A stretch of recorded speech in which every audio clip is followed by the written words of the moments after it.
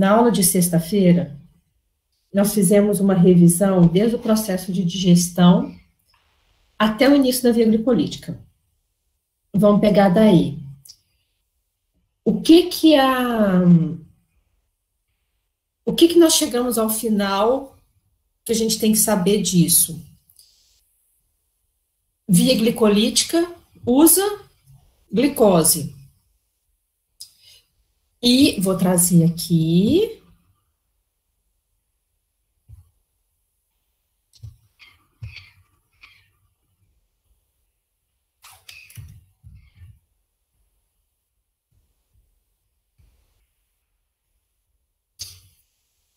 No mouse. Olha, via glicolítica usa glicose. E ela vai ser ativada em que momento da situação? Nós temos duas situações em que a via glicolítica ela é ativada. Uma, quando a insulina se liga na célula. Quando a insulina se liga na célula, nós temos o início do estado alimentado, gente. Esse daí é um momento muito importante, que a gente tem que entender, que é o que nós vamos fechar hoje, que é estado alimentado e estado de jejum. Quando a insulina se liga na célula, ela dispara uma série de mecanismos. O primeiro deles libera os glúteos que estão interiorizados, que são os transportadores, esses glúteos se tornam exteriorizados e eles captam a glicose. Quando a glicose entra na célula, ela também vai ser usada. Outro estímulo, quando a insulina se liga lá no receptor, é estimular a expressão gênica, a produção das enzimas e a ativação das enzimas da via glicolítica. Então,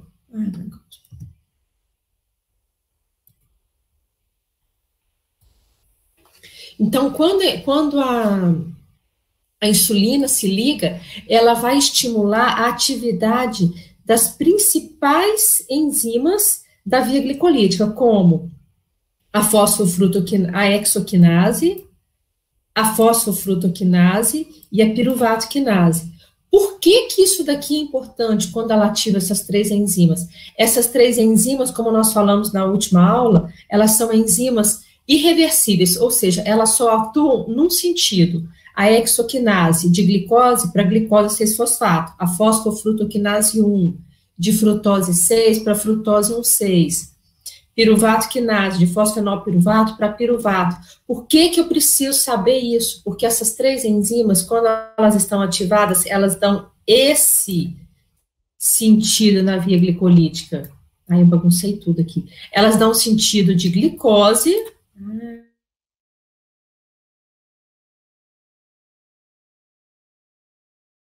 Elas indicam assim, ó, gasta glicose.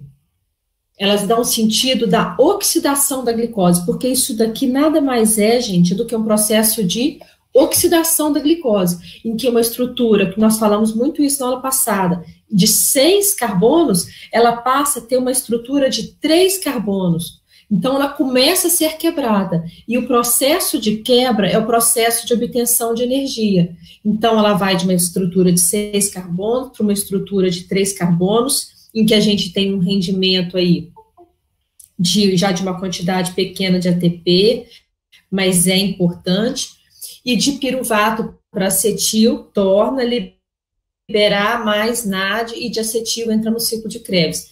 Então, a insulina, quando ela se liga, ela ativa essas enzimas e elas mostram esse sentido da reação de glicose para piruvato, de uma estrutura de 6 carbonos para uma estrutura de 3 carbonos. Vocês lembram?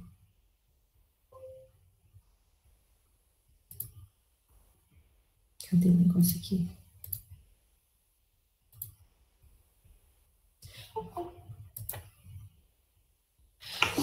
Vocês lembram na aula de sexta-feira? O que eu ia falar disso? Uma estrutura de 6 para uma estrutura de 3 carbonos. Você fez quando eu dei exemplo de usar a laranja? que se você está com pressa, você pega você espreme a laranja pela metade e você guarda a laranja na geladeira. Qual que foi a nossa comparação com relação a isso daí? Você quer fazer um suco rápido, você espreme a metade da laranja, você obtém o suco que você precisa e você guarda aquelas estruturas para depois. Isso daí era o exemplo que a gente estava dando de aproveitar, de atender a uma demanda em que eu tenho uma pressa de utilização dessas estruturas. Mas vamos começar anterior. Se você tem laranja, se você ganha, me respondam aqui, tá? Vamos começar a nos ativar. Se você ganha laranja, o suco de que você vai fazer? Se você está com cultura de laranja, se a laranja está barata no mercado, se você tem um grande suprimento de laranja, eles estão doando laranja no supermercado, você sai do supermercado, você recebe um pacote de laranja, você tem muita laranja ao seu redor, você pega aquela laranja, leva para sua casa. Se isso tudo está acontecendo, se você leva uma laranja para sua casa, o que você vai usar para fazer suco? Escrevam aí para mim, fazendo favor. Laranja. Ok? Então, gente, não precisa decorar, entende isso. Se você está no estado alimentado e você tem uma grande quantidade de glicose, essa glicose estimula a insulina se liga no receptor. Esse receptor permite que a glicose entre na célula. Ele também é lógico que essa insulina ela vai disparar todos os mecanismos de utilização dessa glicose. Então, no estado alimentado, vai direcionar para usar tudo de glicose. Lembra desse exemplo? É a mesma coisa da fartura da laranja. Você vai utilizar suco de laranja. Então, olha, que reações que vão acontecer no estado alimentado? Uma, via glicolítica. Então, logicamente, principalmente tecido adiposo e tecido muscular. Porque algumas células não dependem de insulina. Por exemplo, eritrócitos, células vermelhas, as hemácias, né?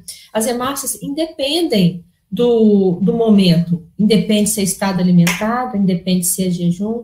Por quê? Porque a hemácia sempre usa glicose. A hemácia, ela nem tem ciclo de Krebs, ela nem tem mitocôndria. A hemácia vai utilizar prioritariamente glicose.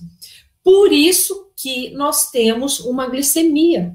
Essa glicemia, essa glicose circulante, é para atender continuamente os tecidos e a glicose, manter a vida. Sistema nervoso central, hemácias, enfim, algumas células aí, essas são as principais, que já é um grande suprimento de glicose. Para isso é que eu tenho uma glicemia. Então, esses tecidos, eles não dependem de estado alimentado ou de jejum.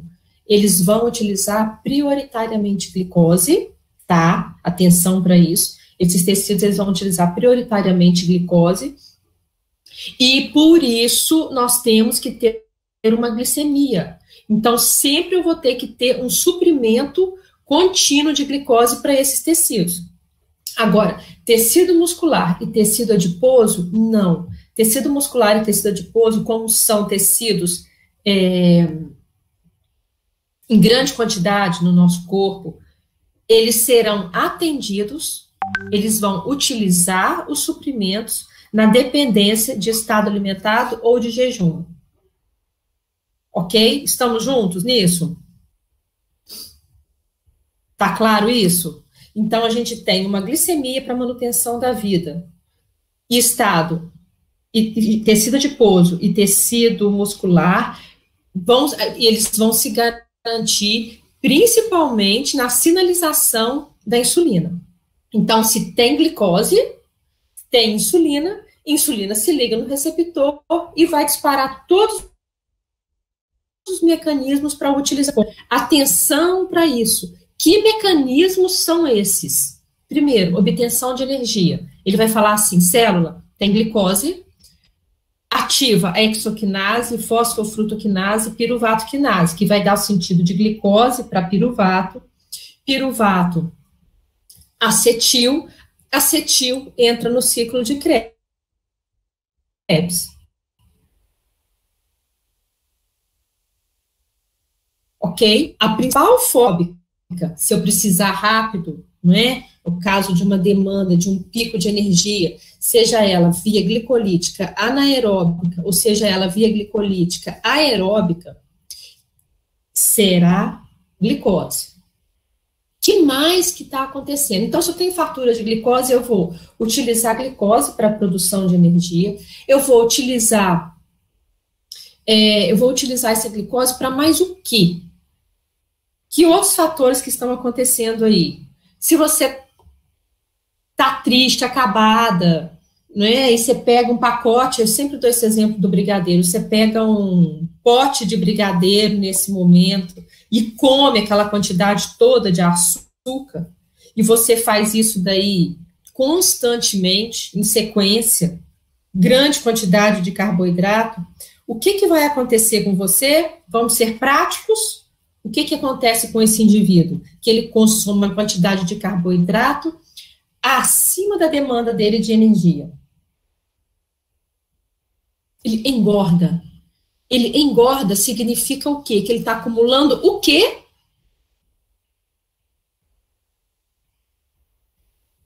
Ele está acumulando que tecido? Ele está acumulando que substrato? Gordura. Se ele engorda, ele tá produzindo lipídio. Então, a insulina, gente, disparada pela alta quantidade de glicose, ela vai disparar síntese de ácidos graxos. Isso daí é muito importante, que daqui a pouquinho a gente está entrando em tecido adiposo. Em tecido adiposo a gente está entrando em lipídios. A insulina é o grande ativador da síntese de colesterol. Então, assim, insulina dispara ativação de síntese de ácidos graxos, síntese de triacilglicerol. O que mais que essa glicose... Bom, então subiu glicose, utiliza glicose para produzir energia, glicose para armazenar, para produzir ácidos graxos, e glicose também para sintetizar glicogênio. Ok? Como que esses processos vão acontecer? É lógico que esses processos, eles não acontecem do nada, eles acontecem porque a insulina, ela vai ativar as enzimas da produção dessas vias. Com relação a glicogênio,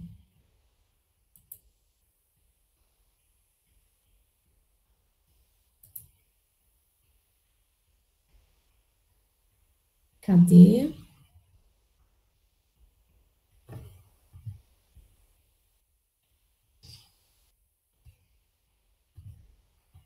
Cadê a síntese de glicogênio?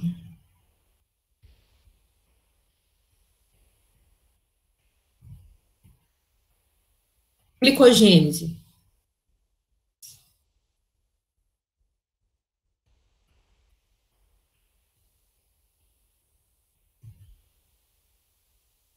Aqui, ó.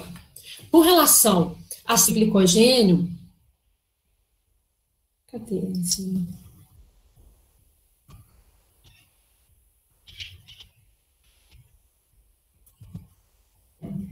Ah, tá aqui. Principalmente aqui. Com relação à síntese de glicogênio, a insulina vai ativar os processos, principalmente a glicogênio sintase. Como que acontece a síntese de glicogênio? A glicose entrou na célula. Lembra que quando a glicose ela entra na célula, ela recebe um fósforo. Qual que é a primeira reação da glicose na célula? A hexoquinase. O que a hexoquinase faz? Ela põe um glicose, que fica glicose 1-fosfato. Glicose 1-fosfato passa para glicose 6-fosfato, frutose e aí segue.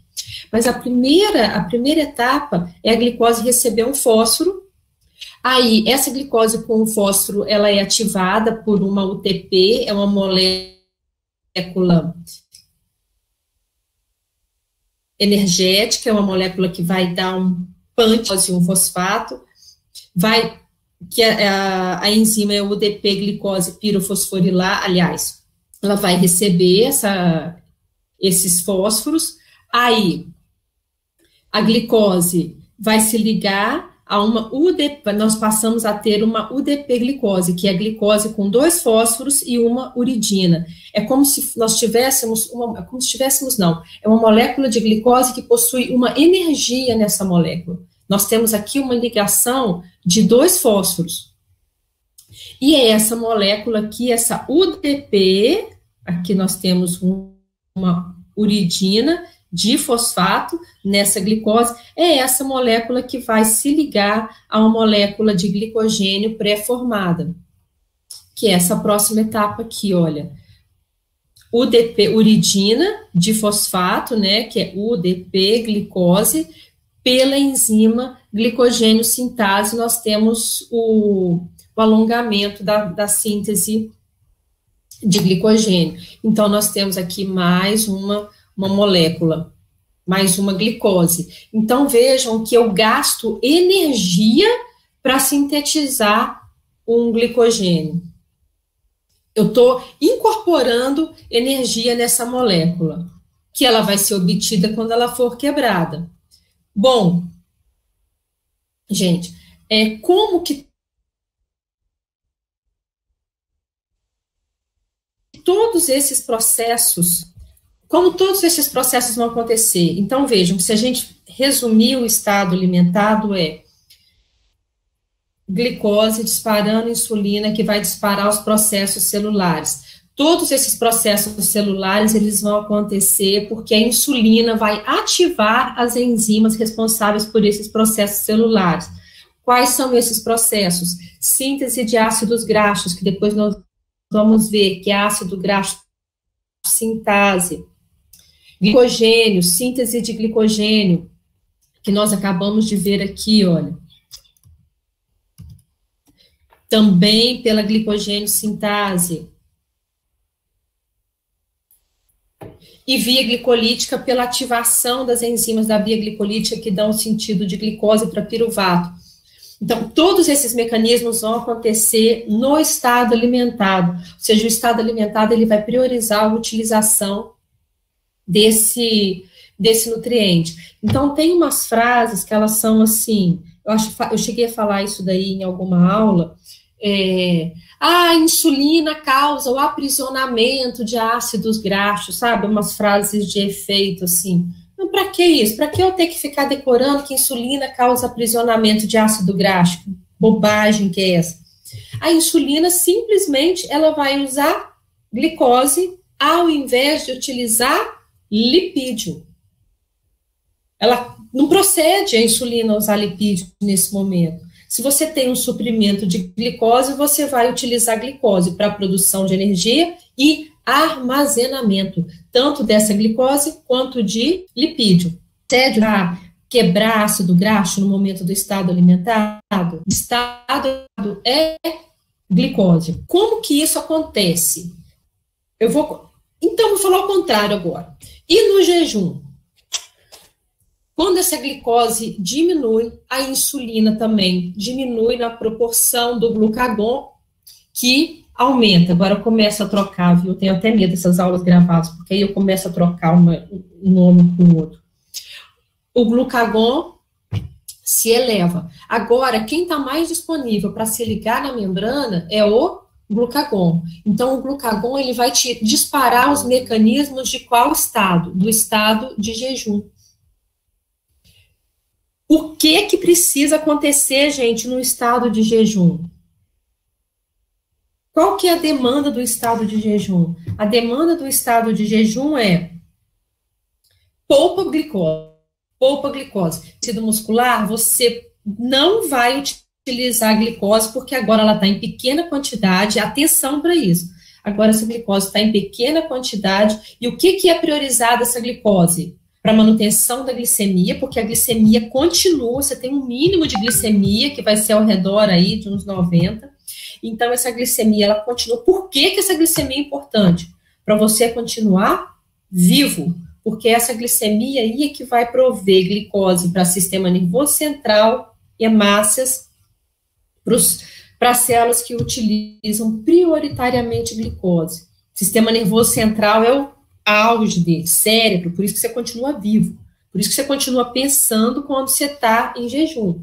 Você pode ficar meio tonto, porque o seu suprimento é menor, a disponibilidade de nutriente é menor, mas você está vivo, ok? O jejum, ele diz assim, isso tem aquela, às vezes a gente aposta num no outro hormônio, né? A gente fala assim, a insulina é bacana, aí vem o glucagon. Eu acho o contrário. O glucagon, para mim, é que é o grande bacana da história, porque a insulina, ela trabalha na fartura, ela trabalha quando tem muito. O glucagon não, o glucagon trabalha quando tem pouco.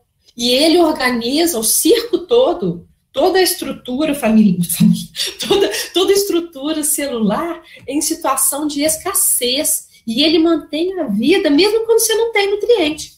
Aliás, não tem não, quando você tem pequena quantidade, ok? Então, pensa, tenha esse entendimento. Então, o que o glucagon vai fazer? Ele se liga na célula e ele vai mostrar para a célula o seguinte, principalmente tecido adiposo e tecido muscular. Glicose não entra aqui não, bem. A glicose vai ser mantida lá para a glicemia para outros tecidos. Vocês, agora, aqui não entra glicose. Dá um time aí. É isso que o glucagon mostra.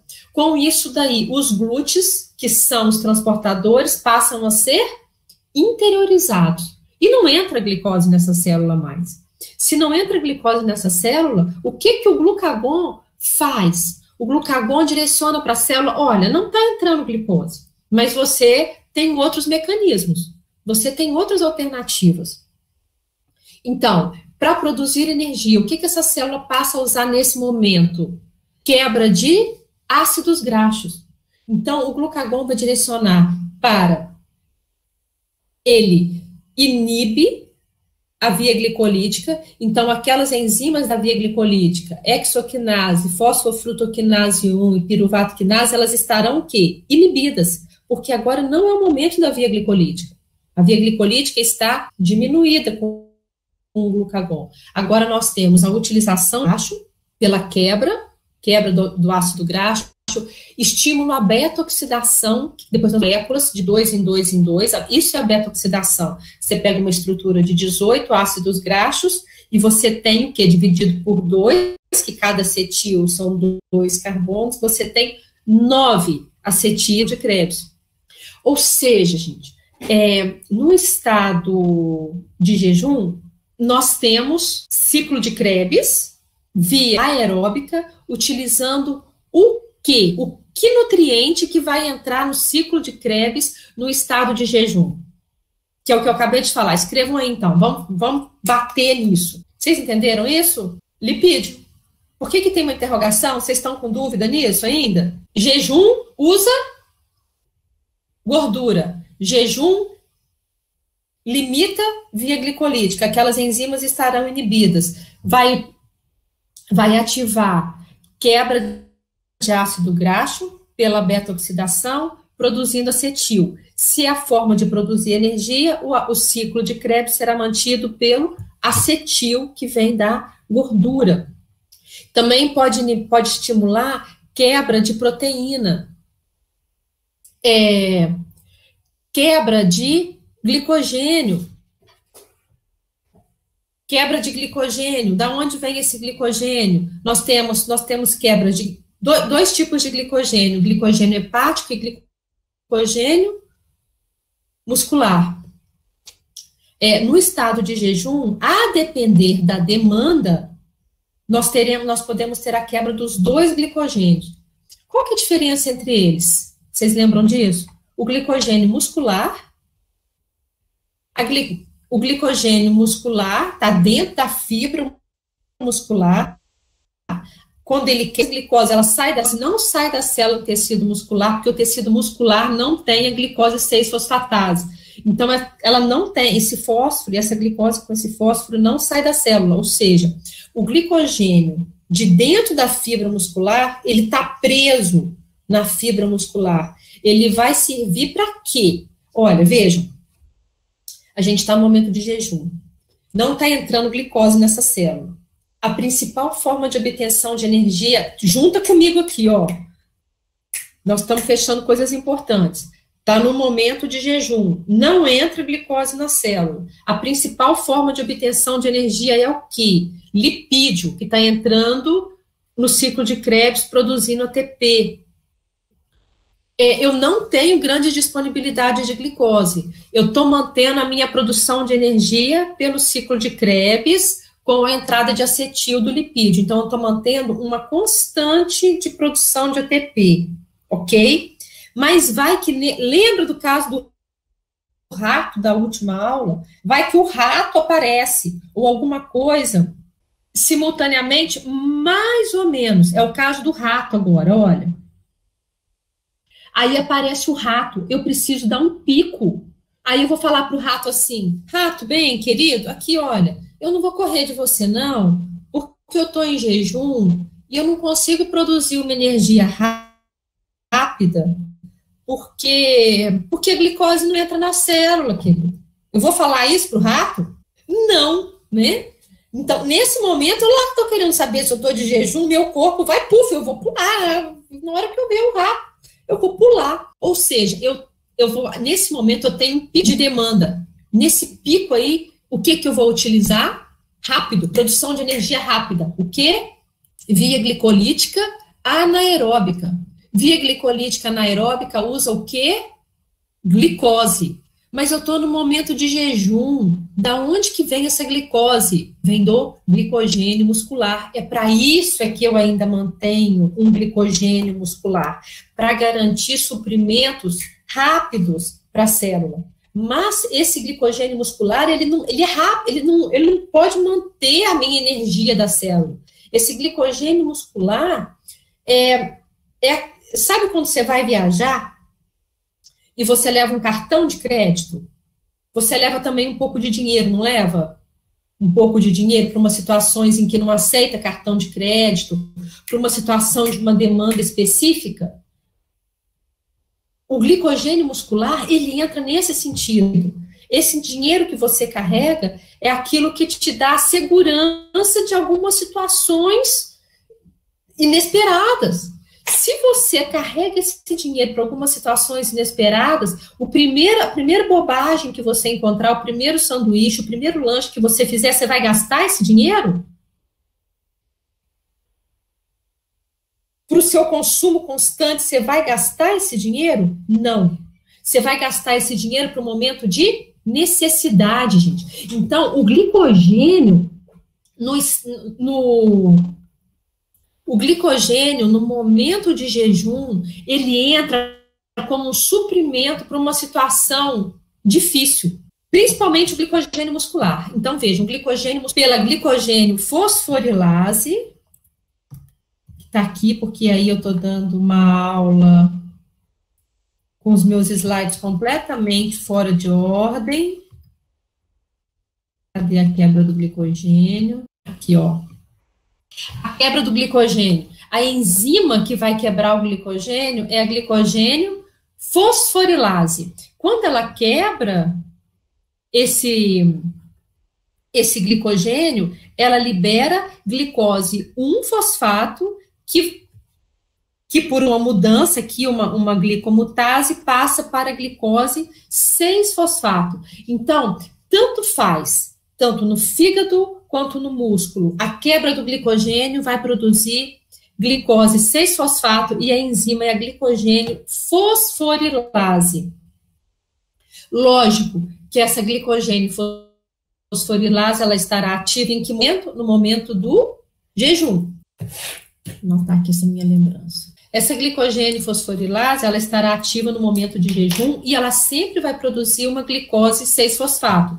Ou seja, eu repito isso, que eu já falei isso nessa aula, é uma glicose que tem um fósforo. Então, tanto no músculo quanto no fígado, glicogênio quebrou, glicose 6-fosfato. Qual que é a diferença? Qual que é a diferença dessa situação? É que no tecido muscular, essa glicose 6-fosfato, quando ela quebra, ela vai seguir para a via glicolítica ou ela vai seguir para algum caminho. O músculo, a membrana muscular, a membrana plasmática, não é? Da célula muscular, não permite a passagem. Aliás, essa glicose 6-fosfato, ela não passa pelas membranas, porque ela tem uma carga, que eu tenho uma glicose ligada num fósforo, ela é prisioneira da célula. Ela vai ficar ali na célula para o que a célula precisar. Então, glicose 6-fosfato no músculo não sai, ela vai ser utilizada para o que a célula precisar. Ok? Vocês estão entendendo isso, gente? Então, ótimo, essa glicogênio fosforilase. Então, eu estou no momento de jejum, no momento de jejum para produção de energia. O meu principal substrato vai ser o lipídio, mas nossa, que bagunça. Eu estou meio desconcentrado hoje. Então, voltando. Jejum, o principal nutriente para a produção, poupando glicose. Poupando glicose para quê? Para que a glicose que é produzida não entre na célula, se mantenha na glicemia para os órgãos prioritários. Quais são os outros mecanismos que vão acontecer dentro da célula muscular, nesse caso? Uma demanda de energia. O glicogênio será quebrado, liberando glicose para uma via glicolítica anaeróbica. Então, eu tenho quebra de lipídio, quebra de glicogênio, mas quebra de glicogênio só se houver uma necessidade e inibição da via glicolítica. Ok? Isso dentro da fibra muscular. Então, olha, de noite, você está no jejum, tá bem? Você fez a sua última refeição umas 9 horas da noite. Aí, considerando que você vai dormir uma noite de sono tranquila, lá pelas 5 horas da manhã, em que condição que você está? Você está no jejum. Então, durante esse período aí, vamos considerar que você fez a sua última refeição às 9 horas, você tem um período aí de estado alimentado, em que você tem um pico de glicose ao redor de umas 2 horas até umas 11 horas, de meia-noite em diante. Vamos fechar com isso, gente. Qual que vai ser o principal nutriente que vocês vão utilizar para manter o corpo de vocês nesse período em que você está dormindo? Escrevam aí, fazendo favor. O que você clínica, entender a utilização desses nutrientes. Está utilizando lipídio? Sim, você estará utilizando lipídio. Então, muita gente às vezes pensa assim, está utilizando glicogênio, tá? Esse glicogênio não daria conta de suprir a demanda do seu corpo durante um jejum prolongado. Esse glicogênio ele se esgota logo no início. Ótimo! Você está utilizando principalmente lipídio para tecido muscular e tecido adiposo. Aí vem uma outra pergunta. Aí o seu jejum se mantém. Você de manhã, você não toma café, você sai, você continua suas atividades e você resolve não comer nada. Aí você fala assim, eu devo estar sem glicose, porque eu não estou comendo nada. Aí você faz um teste da sua glicemia e você vê que você está normoglicídico, a sua glicemia é de 90. Como que essa glicemia está sendo mantida? Da onde que vem essa glicose? Você não está comendo. Ou seja, então essa glicose não vem da dieta. Exatamente, Lucas. Essa glicose vem da gliconeogênese. Onde que acontece a gliconeogênese? Em que órgão que acontece? Fígado. As enzimas da gliconeogênese estão prioritariamente lá no fígado. Todas elas. Então, o fígado no fígado nós teremos a gliconeogênese, e aí a última etapa da gliconeogênese é a quebra do fósforo dessa glicose. Então, na última etapa, eu tenho a glicose 6-fosfatase, em que esse fósforo sai da glicose, e essa glicose, então, sai do fígado. Então, A gliconel, a síntese de uma nova glicose no fígado permite a produção de glicose que vai ser liberada para a circulação sanguínea, mantendo glicose para os tecidos, como, por exemplo, o sistema nervoso central. Ótimo. Agora, essa glicose é produzida a partir de quem? Você tem uma produção de uma glicose tem 6 carbonos, de onde você não consumiu nenhuma glicose. Como que essa glicose, como que esses carbonos serão montados? De onde que esses carbonos vieram? Se eu tiver um paciente obeso que estiver no hospital, internado por muito tempo, sem receber glicose nenhuma, e eu fizer uma análise da glicemia dele, eu vou observar que essa glicose está no nível normoglicêmico. Ele está produzindo essa glicose a partir de quem? Quem mais arrisca aí? Adoro essa pergunta. Mas quem? O que é um aglicano, Lucas? Lipídio nunca vai produzir uma nova glicose. Isso daí acontece em vegetais. Oxalacetato pode ser, na verdade, a cadeia carbônica do aminoácido. Ou seja, a glicose ela será produzida na neoglicogênese pela massa magra, por alguns tecidos que vão fornecer proteína, por aminoácidos que vão fornecer, por proteínas que vão fornecer aminoácidos. Gordura? Não. Ou seja, esse indivíduo que está obeso... Ah, tá, entendi.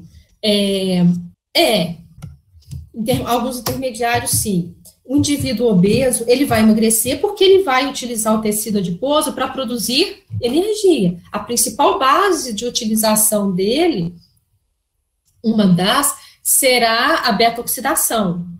Mas ele vai utilizar o tecido adiposo para produzir energia. E de uma forma tão intensa, a beta-oxidação dele vai acontecer de forma tão intensa que ele vai ter uma quantidade de acetil produzida absurda, que nós chamamos até de enxurrada de acetil que vem do tecido adiposo. E todo esse acetil vai entrar onde para produzir energia? Quem que é o grande consumidor de acetil aí para produzir energia? Qual que é a via de produção, onde que esse acetil cai para produzir energia? Esse acetil vai entrar onde? Ciclo de Krebs. É isso, ótimo. Eu estou vendo que vocês já estão associando as vias. Esse acetil vai entrar no ciclo de Krebs para produzir energia. Quem que vai pegar esse acetil no ciclo de Krebs? O oxalacetato. Então, todo acetil, para entrar no ciclo de Krebs, seja vindo da glicose, seja vindo do ácido graxo, é acetil, gente. Acetil é acetil. Igual nota de 100 na carteira. Nota de 100 é nota de 100. Tá? Não importa de onde que ela veio. Todo acetil, para entrar no ciclo de Krebs, ele precisa do oxalacetato para pegar esse acetil, formar o citrato, e aí o ciclo de Krebs dá continuidade a ele, produzindo FADH2, NADH e GTP. No momento de jejum, a quantidade de ácido graxo quebrado é tão grande, no caso de um paciente obeso desse, que pode ser que o oxalacetato não dê conta de tanto acetil que está entrando. Aí começa a sobrar acetil, igual arroz de festa. Começa a sobrar acetil, e aí nós temos a produção dos corpos cetônicos, que também é uma característica do momento de jejum. Mas vejam, esse paciente que ele tiver obeso lá no hospital e sem receber nada, ele vai utilizar o tecido adiposo, ele vai utilizar gordura para produzir energia, e ele vai utilizar massa magra, aminoácidos, para manter a glicemia dele. E isso é muito sério, Então, e é muito comum que esses pacientes, eles tenham, inclusive, uma glicose alta. Vocês vão ver quando vocês estiverem trabalhando, isso é a coisa mais comum. Quando eu trabalhava no hospital, como isso acontecia no paciente estressado. Por quê? Porque a neoglicogênese estava lá, ó, mandando ver, produzindo glicose, ok? Gliconeogênese, fígado, ó, mandando ver, colocando glicose na circulação. É lógico que a massa magra dele está se lascando, né? O estado nutricional dele está ficando cada vez pior. Mas a gliconeogênese está lá, mandando ver, jogando essa glicose na circulação. Mas qual que é o hormônio que está alto aí nesse momento? que esse paciente está lá no hospital, obeso, em jejum, qual que é o hormônio que está alto? O glucagon. O glucagon, isso mesmo, o glucagon e a neoglicogênese está mandando ver, jogando glicose na circulação. Essa glicose, ela entra lá no tecido adiposo, tecido muscular, com alta de glucagon? Não. Então, a gente tem, nesse momento, nós temos o que é chamado de resistência à insulina. É muito comum no paciente estressado. Ele tem ele sem receber da neoglicogênese, a glicose, a glicemia dele sobe e essa glicose não entra no tecido muscular. Então, como que tem que ser quebrado isso daí? É um paciente que tem que receber nutrição parenteral, que tem que receber uma glicose, uma quantidade de glicose adequada, estimular uma produção, colocar uma insulina para esse paciente. Então, vocês estão vendo como é importante entender a diferença de estado alimentado para estado de jejum. Porque depois, quando vocês tiverem essas situações, vocês não conseguem explicar isso daí. E uma explicação de um paciente, você explica com base nisso. Por que esse paciente está com uma glicose alta? Eu acho que esse foi o exercício que eu passei para vocês, não foi? Lá do fórum? Sim. Então, e esse exercício vocês viram lá que ele está cancelado, né? Que eu escrevi para vocês. Eu cancelei porque eles foram péssimos. Eles foram péssimos. Uma resposta dessa daí é de, no mínimo, 2 páginas. No mínimo, digitando. Então, eu vou repetir, eu quero repetir esse exercício, eu vou cancelar os exercícios que... Esse vai ser essa primeira atividade aberta de vocês, ok? Hoje é segunda-feira, para vocês entregarem até na próxima segunda. O que precisa que vocês falem nisso daí? No estado de jejum, o que está sendo estimulado e o que está sendo inibido. Tá, mas eu vou continuar aqui, tá bem? Que eu fui para um lado, fui para o outro, estou mais dispersa hoje. Olha, então, numa situação de jejum, então, você tem o glucagon se ligando na célula, e o que esse glucagon, ele vai disparar dentro da célula? O glucagon, então, ele vai disparar a atividade de todas as enzimas de interesse para esse momento. Que ele vai disparar a atividade de enzimas de interesse desse momento, como também, olha só que importante, não só ele vai disparar a atividade de enzimas, como ele também tem que inibir as enzimas que não podem atuar nesse momento.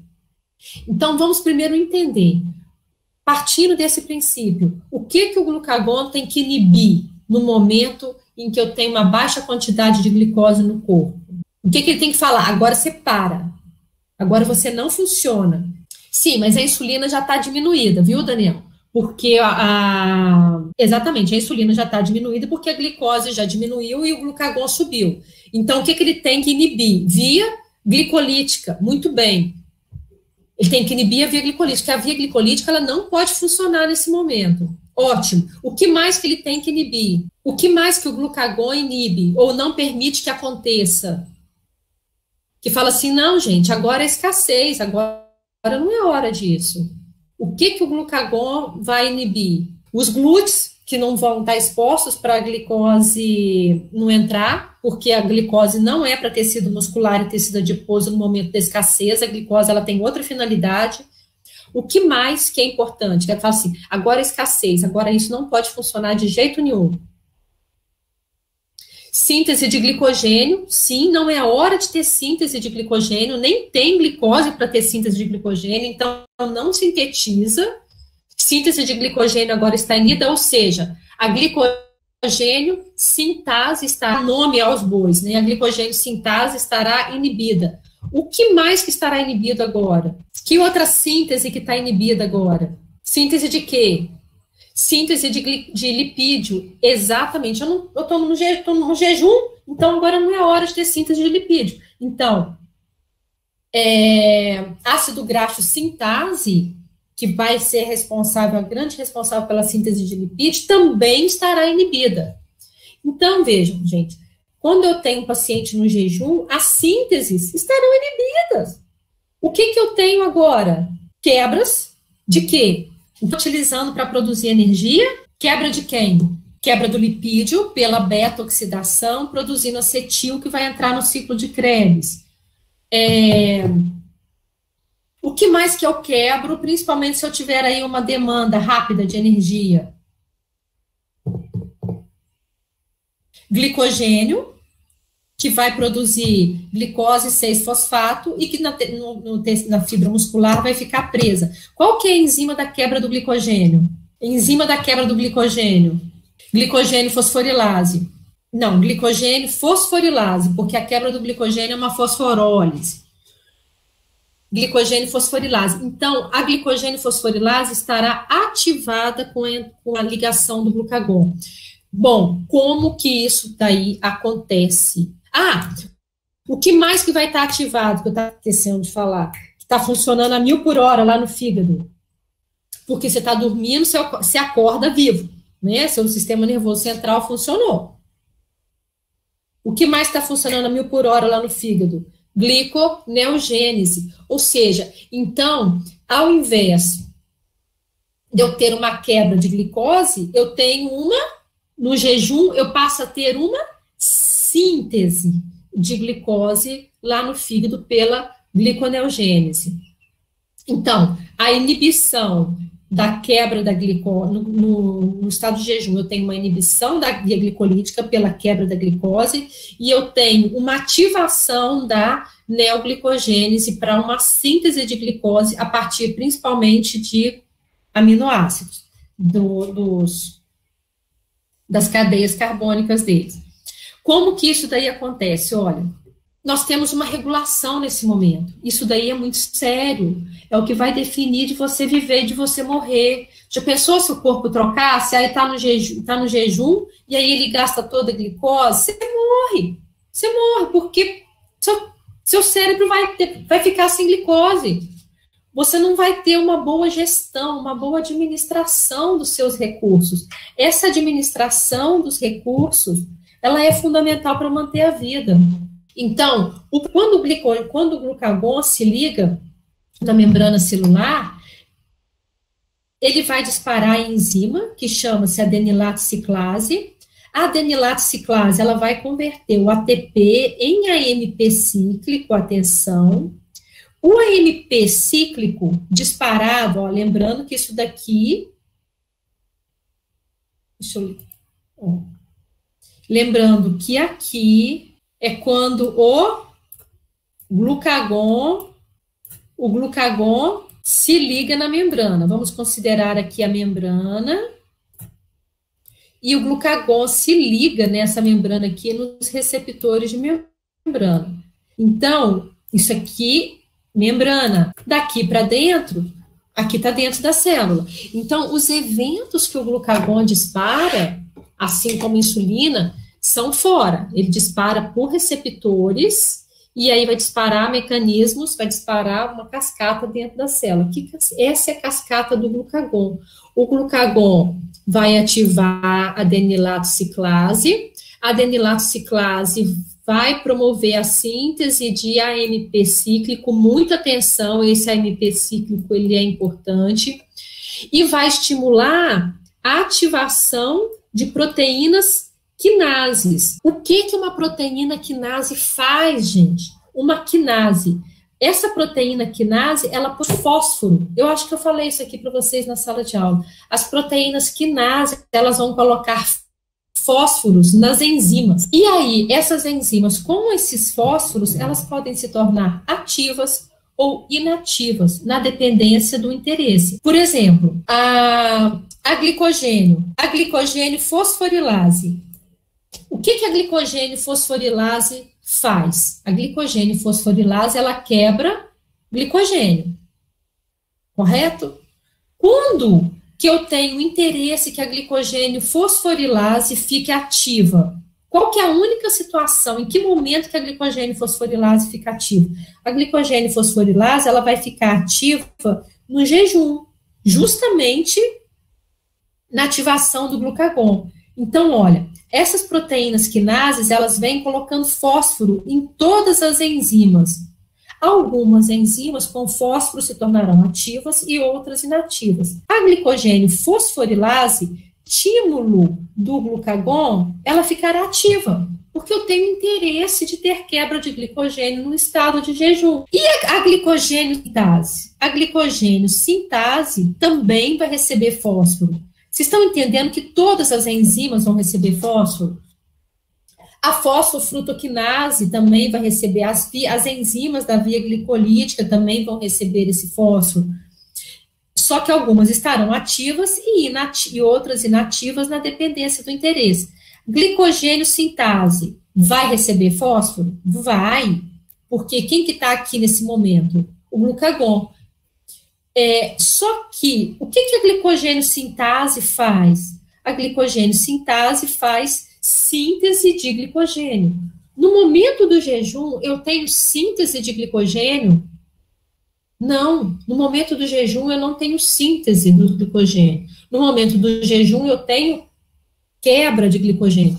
Então, quando essa enzima glicogênio sintase estiver com fósforo, esse fósforo vai sinalizar para que ela fique ativa ou inativa. Esse fósforo vai fazer com que a glicogênio sintase fique inativa. Então, aqui ela estará inativa, porque eu não quero ter síntese de glicogênio no momento de jejum, não procede. Enquanto que a enzima que quebra glicogênio estará ativa. Eu tinha falado isso para vocês até na nossa última aula, eu cheguei a dar esse exemplo, era como se a gente entrasse na sala de aula, vamos imaginar que uma sala, a nossa sala de aula antiga, né, que saudade dela, a nossa sala de aula, que cada um de vocês fossem enzimas. Então, eu vejo todas as enzimas com fósforo na cabeça. Se eu chego na sala e falo, vejo todas as enzimas com fósforo na cabeça, né? Se eu olhasse isso assim, nossa, que momento que é esse? Se eu chego numa sala de aula e encontro todas as enzimas com fósforo na cabeça, que momento que é esse? Estado alimentado ou jejum? Jejum. Por que eu sei que aquele ali é o momento de jejum? Se eu chego numa sala de aula e eu encontro todas as enzimas com fósforo na cabeça, por que eu sei que ele é jejum? Quem colocou aquele fósforo? O glucagon. O glucagon que colocou aquele fósforo. Qual que é o mecanismo intermediário aí? Lembram disso? O AMP glucagon dispara AMP cíclico, proteínas quinases, e essas proteínas quinases é que vão colocar todos os fósforos. Então, se eu chego numa sala de aula e eu vejo todo mundo com um fósforo na cabeça, né? Falo assim, que momento que é esse? Falo assim, agora é a hora do glucagon. O glucagon está passando por aqui. E, então, mantendo esse momento com todos os fósforos na cabeça. O que esses fósforos na cabeça? Significa que todas essas enzimas estão ativas ou todas essas enzimas estão inativas? Não. Quais as enzimas que estarão ativas nesse momento? Sim, de quebra, Letícia. Mas eu quero que você... E esse daí é o que vocês precisam fazer no exercício de vocês. Porque quando vocês estiverem discutindo um caso, não pode falar assim, isso é bom por quê? Por que a água é bom? Porque a água faz bem para a saúde? Não, né, gente? Vocês estão se formando em nutrição. A diferença entre vocês e qualquer outro profissional vai ser sua capacidade de discutir uma situação. Que enzimas estarão ativas nesse momento? Glicogênio fosforilase. Sim, porque eu tenho quebra do glicogênio. E a glicogênio sintase estará o quê? Inativa. Inativa. E as enzimas que vão direcionar para a neoglicogênese, elas estarão ativas ou inativas? Ativas. E as enzimas que vão direcionar para a via glicolítica? Ativas ou inativas? Inativas. E as enzimas que vão direcionar para síntese de lipídio? Inativa. E as enzimas que vão direcionar para a beta-oxidação? Beta-oxidação, quebra do lipídio. Exatamente. É isso que tem que saber. Então, não se percam. O que você tem que colocar no seu exercício? Pensar em termos de carboidrato, proteína, lipídio, em termos de neogênese. Em cada uma dessas situações. Eu quero falar um pouco com vocês, fechando essa parte, a neoglicogênese. Olha, lembra que nós falamos que... Exatamente. Lembra que quando nós vimos que a via glicolítica, ela tinha 3 etapas, que eu falei muito sobre elas, que eram etapas irreversíveis? Na via glicolítica, acontecia de glicose para piruvato. Piruvato acetil, e aí entra no ciclo de Krebs, né? As enzimas, elas iam nesse sentido. Na neoglicogênese, de piruvato vem para a glicose. Só que aquelas 3 etapas irreversíveis, elas só aconteciam nesse sentido. Ou seja, as etapas irreversíveis, elas só acontecem no sentido de glicose e piruvato. Na neoglicogênese, essas etapas, elas têm que ser contornadas, porque elas não funcionam de um lado para o outro, então elas têm que ser contornadas. Que etapas que são essas? Olha, de piruvato para fosfenol piruvato, não volta. Não volta. Isso daqui, ó, essa etapa, não acontece. Mas como que vai acontecer? O piruvato, ele contorna o oxalacetato, que volta a fosfenol piruvato. Ah, Luciana, isso é um detalhe grande. Eu tenho que saber esses detalhes? Olha, não é detalhe, não. Nesse caso aqui, não é detalhe. Quando a gente entende a neoglicogênese, a gente também entende uma série de mecanismos que não são somente da neoglicogênese. A gente entende muito do funcionamento de metabolismo e daquelas frases prontas lá em Nutrição do Atleta. Vejam isso daqui e depois eu fecho com a frase pronta da Nutrição do Atleta. Olha, o piruvato tem quantos carbonos mesmo? O piruvato tem 3 carbonos, não é? 3 carbonos. O piruvato, ele ganha, nesse caso aqui, ele ganha mais um carbono do CO2, então eu tenho uma enzima carboxilase, e aí eu passo a ter o oxalacetato, que tem 4 carbonos. 4 carbonos. Isso é importante? Você vai precisar disso daqui quando a gente olhar a proteína, porque o oxalacetato é tudo. Não é detalhe, isso aqui é importante. Então, piruvato tem 3 carbonos. Ele ganha mais um carbono do CO2 e passa a produzir oxalacetato. Esse oxalacetato, ele vem a fosfenol piruvato e aí segue, lógico, aí, o que é esse processo? Esse processo aqui é só um ganha e perde. Olha, um CO2 ganha um acetato que tem 4 carbonos. Esse oxalacetato vai por outra enzima, ele torna a perder esse CO2 e forma o fosfenol piruvato. Então, essa daqui é só um desvio para contornar essa etapa da via glicolítica. Mas uma outra coisa que eu quero que vocês entendam aqui, eu aproveitar esse momento, é da importância desse piruvato, gente. Aqui, olha, a gente viu o piruvato sendo formado pela glicose, correto? Glicose vai formar lá 2 piruvatos.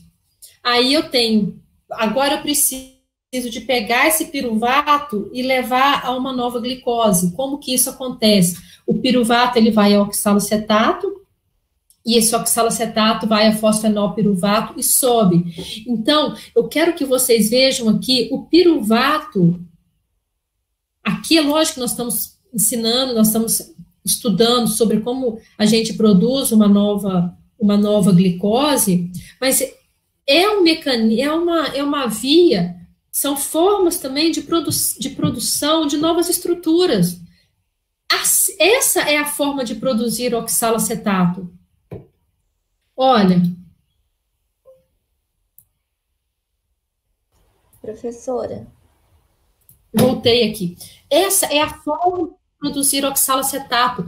Qual que é a importância do oxalacetato? Eu já falei do oxalacetato hoje. Em que situação que eu uso o oxalacetato? Alguém lembra? Ele é o iniciador de que ciclo? O que o oxalacetato recebe? Alguém lembra disso? Eu falei disso hoje. Ciclo de Krebs. O oxalacetato é a primeira etapa do ciclo de Krebs. É o oxalacetato que recebe o acetil. Exatamente isso. Então, se eu estou numa fase em que eu estou quebrando muito lipídio, eu vou precisar muito de quê, gente? Se eu estou numa fase que eu estou quebrando muito lipídio, o que eu preciso muito também? Que estrutura? Que composto químico que eu vou precisar muito nesse momento?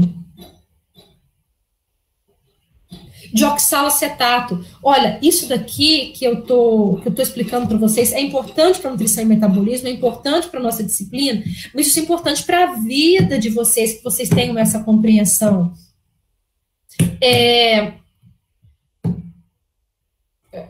Olha, quando eu estudava, eu tinha uma dificuldade muito grande, sabe? Aliás, eu continuo tendo muitas dificuldades. Mas, assim, eu via os ciclos e eu ficava assim, meu Deus, quando que acontece uma coisa, quando que acontece outra? Eu imaginava, assim, quando fosse um ciclo de Krebs, que aquelas estruturas estariam como se fossem rodas, sabe? Brincando de roda. Ah, tem uma rodinha do ciclo de Krebs, tem uma rodinha do ciclo da ureia. Como se nossas células funcionassem com várias rodinhas. Não entendam desse jeito, sejam mais inteligentes que a professora de vocês. Eu quero que vocês tenham um entendimento que é dinâmico, que esses compostos químicos, eles são dinâmicos, eles não estão em rodinhas. Ciclo de Krebs está em rodinha, via glicolítica está lá, retinho, e tudo isso funcionando separado. Não funciona separado, ok? Não funciona. É como se é um trânsito. É um trânsito. Essas estruturas, elas transitam, elas estão lá. É como se tivesse a praça lá, a praça daqui de Alfenas, tem a praça da igreja. Tá bem? A praça da igreja. Todo mundo que estiver circulando na praça da igreja está associado à igreja? Não, não está associado à igreja. É gente que sai de uma lanchonete que vai para outra. É passagem. É passagem. Eu chego na praça, eu contorno a praça para ir para o outro lado.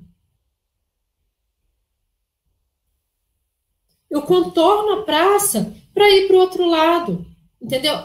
Pensem que eles são de passagem. E eu preciso passar pela praça. Ó, se eu saio Vestinho, eu estou subindo dali em Vestinho, sabe, né? A Avenida dos Viajantes. E eu preciso ir para o outro lado, ir lá para o conservatório, sabe? Como é que chama aquele outro lado lá, gente? Uma avenida qualquer daquelas. Como é que chama aquela outra avenida lá, onde tem o Chiquinho lá de sorvete, o conservatório, enfim. Se eu estou saindo aqui da Avenida dos Viajantes, eu preciso passar pela praça. Então, eu vou usar a praça como uma rotatória. Eu saio daqui, passo pela praça, contorno a praça, posso me modificar ou não, sei lá, né? Compro um pregador de cabelos, faço alguma coisa, posso me modificar, contorno e saio. Mas eu posso ir para o Chiquinho, ou, quando chega no meio do caminho, falo assim, eu tenho que... Deixa eu ver o que mais ali. Eu tenho que comprar, que eu não vou no Chiquinho e eu vou na Venac. A minha necessidade. Então, na célula é assim. O piruvato ele não está preso na via glicolítica. Ele não está preso na neoglicogênese. Ele não está preso em lugar nenhum, gente. Ele é você que está solto, que está livre. Ele está dentro da célula. E ele vai ser usado para a célula para fazer o quê? O que a célula precisar. Por sinal, o piruvato é poderosíssimo. Ele faz tudo. Eu acho até que eu já fiz essa brincadeira com vocês na sala de aula. Se você quiser elogiar alguém que é super poderoso, que faz um monte de coisa, que tem várias vias alternativas, você fala assim, você é um piruvato, entendeu? Dia das Mães, quer homenagear a sua mãe. Assim, minha mãe, você é um piruvato. Quer homenagear o pai? Assim, meu pai, você é um piruvato. Tudo bem que pode achar que você tem algum probleminha, sabe? Isso que eu tô falando, às vezes pode parecer que é meio óbvio, mas às vezes a gente se trava nessas coisas. O piruvato tá lá. O piruvato tá lá, de repente. Se você tem no momento que tem muita glicose, que é a insulina, esse piruvato, ele segue, ele pode virar acetil. Mas esse piruvato também pode virar o oxalacetato. Esse piruvato que tem 3 carbonos, ele pode ganhar mais um, virar oxalacetato. E aí, o que esse piruvato faz quando ele vira oxalacetato? Ele mantém um ciclo de Krebs. Todo acetil entra no ciclo de Krebs, principalmente o que vem em grande quantidade do lipídio. Então, olha a importância desse piruvato produzindo oxalacetato. Mas vamos supor que saiu insulina, entrou glucagon. Além de eu ter que produzir oxalacetato para manter o ciclo de Krebs, vocês estão me acompanhando aqui, gente? Estão me acompanhando? Piruvato produzindo oxalacetato. O que eu tenho aqui na minha mão?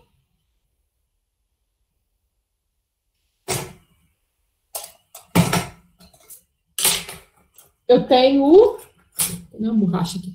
Eu tenho oxalacetato. Então, eu tenho piruvato produzindo oxalacetato, que está mantendo o ciclo de Krebs.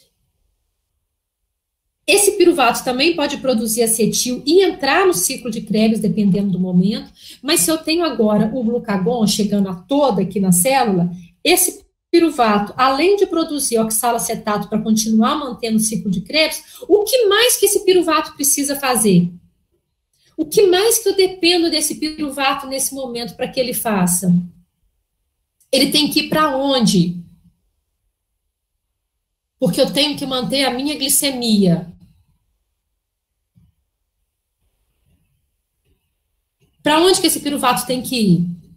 Piruvato vira oxalacetato, esse oxalacetato mantém o ciclo de Krebs, mas esse oxalacetato também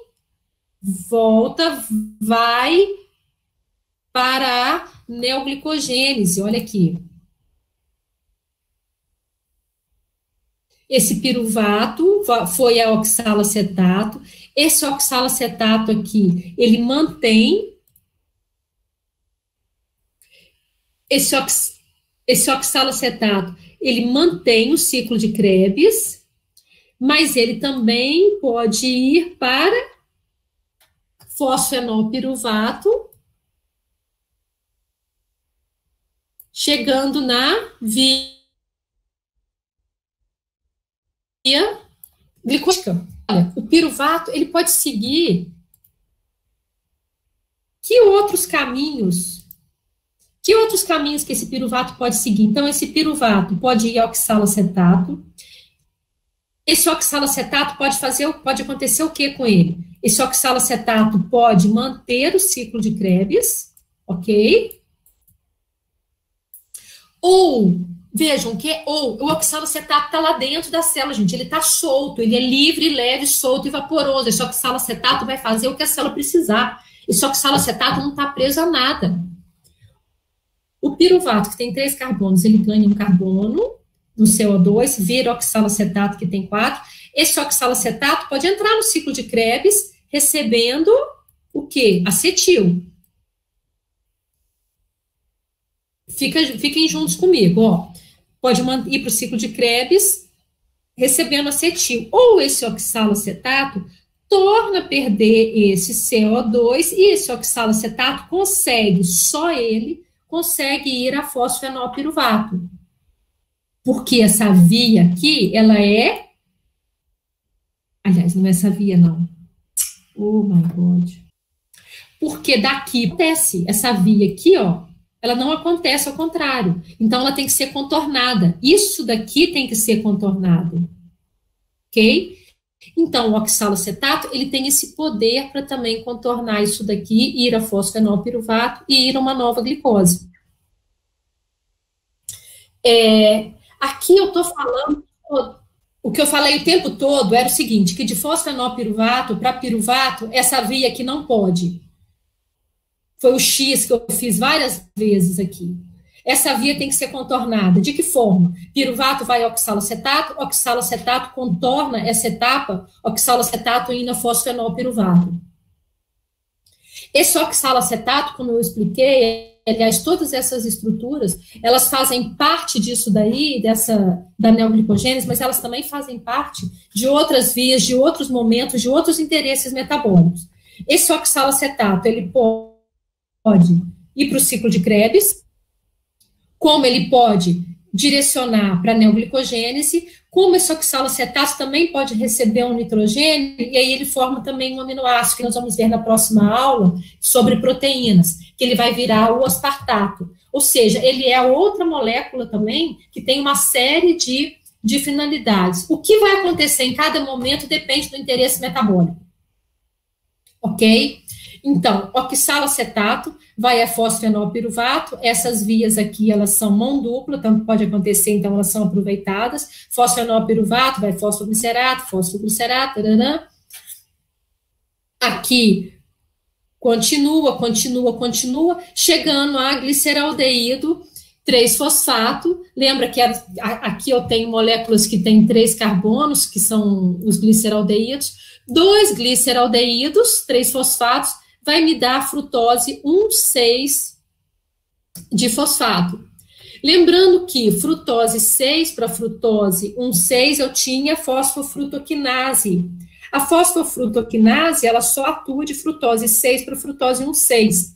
De frutose 1,6 para frutose 6 é outra enzima, porque essa etapa ela é irreversível, ela não faz no outro sentido. Então, aqui eu tenho a frutose 1,6 de fosfatase. Frutose 1,6 de fosfato, fosfatase. Aqui eu tenho uma fosfatase, que vai tirar um fósforo. E aí eu tenho a frutose 6-fosfato.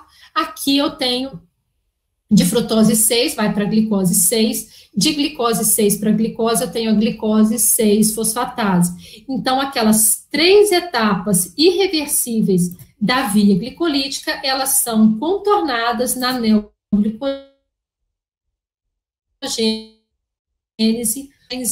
um pouco mais sobre esse oxalacetato aqui. Então, nesse sentido, eu tenho a neoglicogênese e a formação de uma nova glicose. Isso é a neoglicogênese que acontece lá no fígado. Ponto. Essa glicose sai da célula, cai na circulação, e é dessa forma que é essa glicose que vai manter a glicemia nesse momento. Quero falar aqui de outros aproveitamentos, de outras reações que acontecem que são importantes nesse momento, que são importantes, que também são utilizadas na célula. Voltando ao nosso querido amigo piruvato. Quais são os destinos que o piruvato toma? O piruvato, ele pode, em via anaeróbica, na via glicolítica anaeróbica, ele pode ir para lactato. Em via glicolítica aeróbica de Krebs, o piruvato também produz oxalacetato.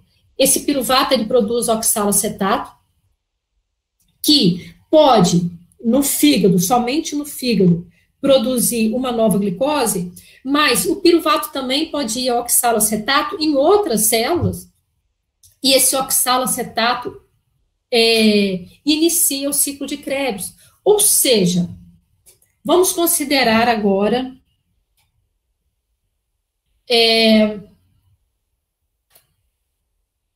uma célula qualquer. Eu preciso de oxalacetato no ciclo de Krebs. Não, mas agora não está aparecendo o slide, não. Eu tirei o slide, tá? Estou falando dos sentidos do piruvato e do oxalacetato, ok? Obrigada, gente. Eu que agradeço. Esse oxalacetato, quem produz o oxalacetato? Quem produz, agora não estou falando de neoglicogênios, eu estou falando de funcionamento normal da célula. Quem produz oxalacetato? Lá do ciclo de Krebs, o piruvato. Muito bem, Luiz. Da onde que vem esse piruvato? Contínua, fibra muscular tem muito piruvato. Esse piruvato é sendo produzido principalmente da via glicolítica. De que nutriente? Qual que é o nutriente que entra na via glicolítica? A glicose. Então, concordam comigo que a glicose é que vai produzir piruvato? Que a glicose é que vai produzir piruvato? Concordam comigo? Sim. Concordam comigo que é esse piruvato que vai produzir oxalacetato? Então, vocês concordam comigo que esse oxalacetato ele é produzido pela glicose, prioritariamente? Ok? Ok. Quem mantém o ciclo de Krebs? Quem mantém o ciclo de Krebs? Que vai receber os acetis? Quem mantém? Outros? Da onde que veio esse oxalacetato mesmo? Da onde que esse oxalacetato veio? Da glicose. Tá. Aí agora eu vou fechando nossa aula, principalmente no chavão. Quem for, aliás, quando vocês, não sei como é que tá com relação à nutrição do atleta, tem uma frase que é assim, aliás, não é só a nutrição do atleta, não é em tudo. Tem uma frase que é assim, as gorduras se queimam na chama do carboidrato. Olha que frase de efeito. Gorduras se queimam. A gordura, processo de oxidação de lipídio, qual que é? Beta-oxidação. Queima de oxidação de ácidos graxos vai produzir o quê? Acetil, ok? Ácidos graxos, acetil por beta-oxidação.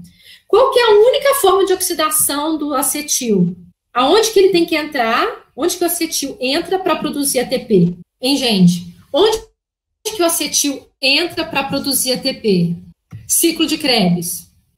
Exatamente. Então, ácido graxo, acetil, ciclo de Krebs.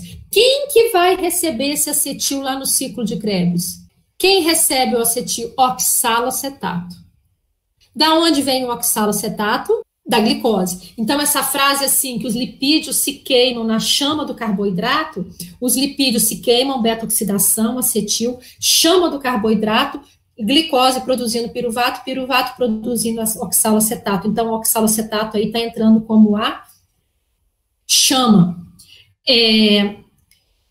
Presta muita atenção nisso daí, porque isso daí é o problema daquelas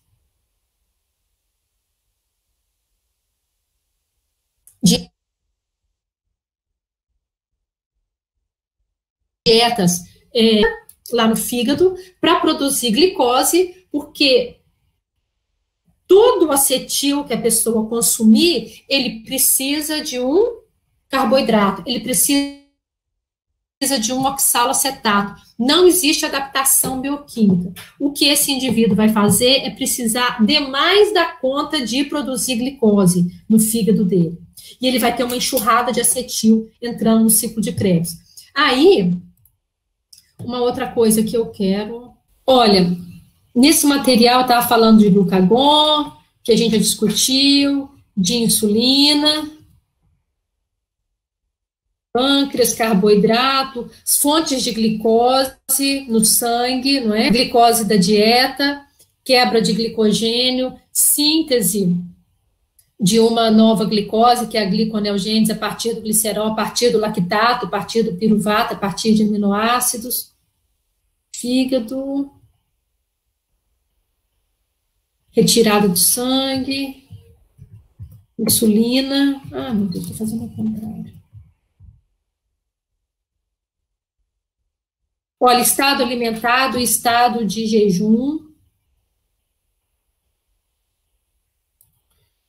Esse esquema, ele é muito legal, ele fala das características entre o estado alimentado e o estado de jejum. Vocês podem basear a atividade de vocês por essa figura, mas não é exatamente essa figura. Quero que vocês expliquem por que essa glicose do indivíduo aumentou, quais são as enzimas, desde a ligação da insulina na célula. Desde a ligação do glucagon. Ah, uma coisa que faltou eu explicar para vocês. Olha, quando o glucagon se liga na célula, ele dispara o sistema adenilato ciclase das proteínas quinases, e aí nós temos as enzimas fosforiladas. As enzimas fosforiladas, elas estarão ativas ou inativas na dependência do que elas fazem naquele momento, não é? Em compensação, quando a insulina se liga nessa membrana, o que a insulina dispara? A insulina vai disparar as fosfatases, enzimas fosfatases. O que essas enzimas fosfatases vão fazer? Elas vão quebrar. Isso aqui é quando o glucagon se liga, ele põe esses fósforos. Aí, quando a insulina se liga, ela faz o contrário.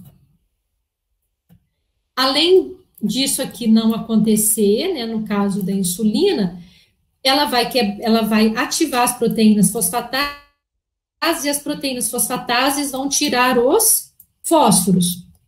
Ela tira os fósforos. Então, lembra aquela pergunta que eu fiz para vocês? Se a gente chega numa sala de aula e a gente vê todos os alunos com um fósforo na cabeça, quem olha de longe vai olhar e vai falar assim, ah, esse é o momento do glucagon. As proteínas estão com fósforo. Aí eu saio e volto. E aí eu volto e encontro todas as enzimas, todos os alunos sem o fósforo na cabeça. Que momento que é esse, gente? Que momento que é esse? Eu saio e volto. Entendam a situação. Olha, eu chego numa sala, encontro todas as enzimas com fósforo na cabeça. Com fósforo. Que momento que é esse? Quem que estimulou colocar esse fósforo? Que momento que é esse? Estado de jejum. Qual que é o hormônio nesse momento em que estão todas as proteínas com fósforo na cabeça, todas as enzimas com fósforo na cabeça? Glucagon.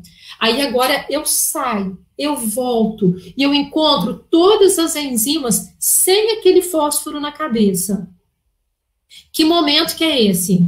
No estado alimentado pela enzima insulina. Então, a insulina que vai se ligar na membrana vai disparar dentro da célula enzimas que vão tirar glicogênio sintase. Estou dando um exemplo, vamos colocar na prática. A glicogênio sintase. O que a glicogênio sintase faz? O que a glicogênio sintase faz? Escrevam aí para mim, fazendo favor. Gente, glicogênio sintase, o que ela faz? Síntese de glicogênio. No estado, com essa glicogênio sintase, se ela estiver fosforilada, ela estará ativa ou inativa? Inativa, porque se ela estiver fosforilada, é atuar em jejum, não me interessa sintetizar glicogênio. Agora, a glicogênio sintase, sem estar fosforilada, ela estará ativa ou inativa? Qual que é o hormônio desse? Insulina. Muito bem. Olha, então, com a aula de sexta-feira e com a aula de hoje, a gente bateu bastante em estado alimentado, estado de jejum, neoglicogênese, via glicolítica, utilização desses nutrientes, demanda. Isso é muito importante para um nutricionista, para não sair falando, Princesa Leopoldina se casou com Tiradentes e virou uma estação de trem, igual a gente vê o povo na esteira. Ai, agora eu tô em via anaeróbica. Até parece que a pessoa está num balão sem respirar, não entende nem o que está falando. É essa a diferença de vocês quando vocês estiverem discutindo um caso. Por que aquele paciente está com uma glicose lá nas alturas, um paciente que não está recebendo nada? Por quê? Porque ele está sob situação de hormônios catalíticos, ele está sob situação de glucagon. Então, voltem naquele exercício de vocês, preencham, façam ele assim, aprendendo, tá? Isso é muito importante para a vida profissional de vocês. Deem nome aos bois, deem nome às enzimas. Quando vocês estiverem trabalhando, vocês discutirem a discussão ela tem que ser profunda. A credibilidade que você vai ter no mercado vai depender do nível daquilo que você consegue argumentar. Se a argumentação é rasa, ninguém te procura. E aí a gente escuta, já escutou um monte de nutricionista falando assim, mas eles não me dão valor. Não é para dar às vezes mesmo não, porque quem não sabe o que fala, fica quieto, entendeu? É até uma coisa muito séria. A credibilidade que você for ter vai ser baseada, acredita em mim, a credibilidade que vocês vão ter vai ser baseada naquilo que vocês conseguem argumentar. Então, quando eu escuto alguém reclamando que não tem, que não tem credibilidade, eu não tenho um bom espaço, o médico tal não quer conversar, não conversa, o outro discute, a farmacêutica, sabe, os outros. Eu não tenho a mínima pena. Eu falo assim, porque não sabe. Por que não sabe? Porque não tem erro. Quem sabe, sabe argumentar, sabe discutir. Ele tem uma reputação conhecida. Agora é isso, é saber, essa é a base. Para a nutrição do atleta, para dietoterapia, seja lá para o que for, ok? Essa é a base do conhecimento de vocês. Muito obrigada, tá bem? Essa é uma disciplina que eu gosto muito de dar, e ela é a base para vocês entenderem dietoterapia. Eu que agradeço, tá, gente? Beijo, tchau.